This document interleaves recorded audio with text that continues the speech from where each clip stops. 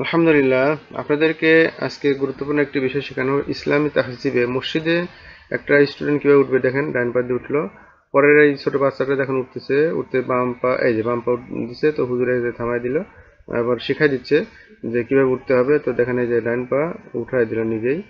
তো এরকম ডান পা উঠাই দিয়ে এখন বলছে ঠিক আছে, এইভাবে ডান পা দিয়ে প্রবেশ করতে হবে। এই যে এই ছেলেরা দেখেন পর সবাই ডান পা দিয়ে প্রবেশ করতেছে, প্রবেশ করছে। সবাইকে দেখেন মসজিদে ওঠার আদব শেখানো হচ্ছে। এই যে এখানে দেখেন পায়জামাটা একটু বড়, এই জন্য উনি বলতেছে যে পায়জামা তোমার টাকনুর উপরে উঠাতে হবে, একটু উপরে উঠাও। দেখছেন? তো এইভাবে ইসলামী তাহজিব তামাদ্দুন বা ইসলামী জীবনযাপন শেখাতে হবে। আদব, মসজিদে ওঠার আদব, যেরকম ব্যক্তিগত জীবনে কত রকমের আদব রয়েছে আমরা জানি না।